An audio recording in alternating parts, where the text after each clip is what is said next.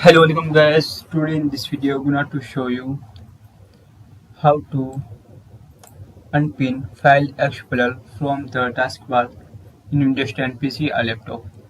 So guys, if you want to unpin File Explorer from the taskbar in Windows 10 PC or laptop, it's very easy. Right click this icon, File Explorer, click on unpin from taskbar. There it is. So guys, this is very simple and easy method.